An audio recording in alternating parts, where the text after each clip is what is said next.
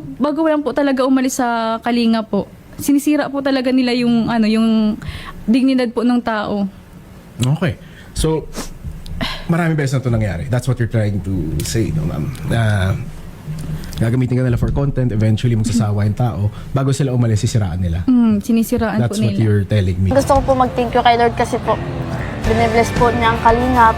Ang iba pa po yan. Kay Kuya Rab po, niya po ko nalilimutan sa kay Kuya Bal po kasi nagkaroon po sila ng programang ganito. Sobrang blessed po namin kasi may kalinga po sa buhay namin. Unti-unti pong nagbabago yung buhay po namin. At ang dami din pong blessing na dumadating sa amin simula po nung napunta po ako sa Kalingap. Yan Yes. po. Thank Grabe you pong sa blessed appreciate, po. sa pag-appreciate. At huwag niyong kakalimutan na merong nag-sponsor sa kanila, di ba, ng budget sa kanyang pabahay.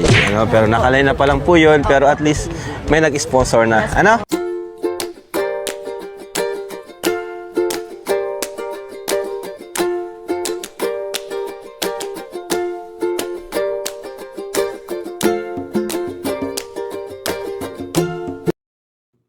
Hello guys, good morning, good afternoon, good evening sa lahat. Welcome to my YouTube channel, Rosalski TV.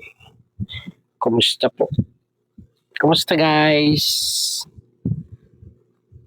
Ay, dito tayo reaction na natin itong isang dating Kalingap Angels. Ano po? Ito po ay siguro kilala nyo na siya, di ba? At alingid sa ating kaalaman talagang napakabutoy ng kanyang puso at hindi siya nakakalimot sa Kalingap po. Pero bago po ang lahat, pakisuportahan po ang ama ng Kalingap, Kuya Bal Santos Matubang, Ate Edna Vlogs at Kalingap Rob. At ito na guys, at itong Kalingap Angels na ito ay talagang yung kanyang yung nangyayari sa kanya ay credit talaga kinikredit lahat niya sa Kalingap or kay Kalingap Rob dahil totoo naman 'di ba, kung hindi dahil kay Kalingap Rob ay hindi siya madidiscover ng school na nagbigay sa kanya ng scholarship dahil doon sa pagbablog sa kanya ni Kalingap Rob. Po. Ito po panoorin po natin yung kanyang naging pahayag at sana ay tularan siya ng mga natulungan na rin ng Kalingap guys. Na kahit anong mangyari ay hindi nila makakalimutan ang Kalingap. Ito po. Panoorin po natin siya. Never kong kakalimutan na lahat ng meron ako ngayon, si Kuya Rab ang nagbigay nun. 'Di ba? Oo, wino-workout ko siya. Pero, hindi naman to, like, hindi po ako gagraduate next year, 'di ba? Isang taon na lang po gagraduate na ako. Hindi naman ako makakagraduate next year kung hindi dahil kay Kuya Rab. Hindi niya man ako binigyan ng scholarship. Pero dahil na-vlog niya ako, dahil sa yung trust and sa niya, sa community niya and sa channel niya, na-discover niya ako and na-discover po ako ng ng president namin, nag-grant ako ng ng scholarship hanggang makagraduate, 'di ba? So 'yun, 'di ba? Hindi naman po ako makakagraduate kung and hindi ko naman makikilala ang mga sponsors na meron ako ngayon.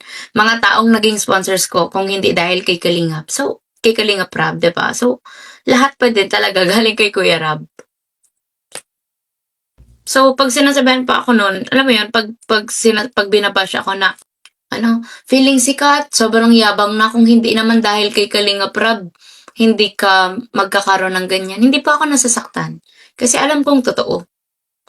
Tinatawanan ko na lang, yung kung hindi dahil kay Kalingap Rob, wala akong ganyan. Totoo naman po yun. So, hindi naman pa ako nasasaktan. Ayun guys, napakinggan natin siya. 'Di ba? At 'di ba sa nangyaring pag-alis niya sa Kalingap ay alam naman natin na sobrang nabash din siya, 'di ba? Sobrang binash din siya ng mga taga-subaybay sa Kalingap, 'di ba? Dahil nga do sa mga nangyaring 'yon na umalis siya sa Kalingap. Pero ang hindi natin alam ay talagang super bait pala nitong isang Kalingap Angels na 'to, 'di ba? Na ayun nga, 'di ba? Kahit sabihan siya ng mga basher na ng masasama, ay parang binabaliwala lang niya, At yung isang sinabi sa kanya na, naku, kung hindi dahil naman sa Kalingap, hindi ka makalila. Yun po ay hindi pala siya nasasaktan sa mga ganon dahil yun nga totoo, tanggap niya na kundi dahil talaga kay Kalingap Rab ay hindi siya madidiscover. Grabe, guys, napakalawak ng kanyang pangunawa, at talagang ito talaga yung tao na hindi nakakalimot, hindi siya yung tao na mapagtanim ng sama ng loob, guys. Hindi siya yung tao na hindi lumilingon sa pinanggalingan, guys. At alam natin talagang nakaapak pa rin siya sa lupa, dahil ayun nga, 'di ba? Dating nagtitinda lang ng sa kalsada, pero hindi talaga niya hindi talaga siya nagbago. Yun pa rin siya na mabait. Guys, yun ang pagkakakilala natin sa kanya, 'di ba? Ayun, sana lahat ng mga natutulungan ng Kalingap ay ganito mag-isip, totoo naman, 'di ba? Totoo naman yung kanyang lahat na sinabi, na talagang kung hindi dahil kay Kalingap Rab hindi siya makikilala. At kung hindi dahil din kay Kalingap Rab ay hindi siya makikilala ng mga sponsor na tumulong sa kanya, 'di ba? Napakasarap isipin na meron talagang ganitong tao, guys. At yung mga sinasabi ng iba na yun nga, yung sinabi sa Rapi Tulfo in action, guys, na bago daw umalis sa Kalingap ay parang sinisira ang dangal. At yan po, iyan si Medit ang buhay na patotoo na hindi totoo na ang bawat umaalis sa Kalingap ay inaalsan o sinisira ang dangal, 'di ba? Kusa po silang umaalis sa Kalingap. Yun ang totoo, may sari-sarili silang dahilan kung ba't sila umalis sa Kalingap, guys. At ang totoo niyan ay sila pa yung sumisira sa Kalingap, guys.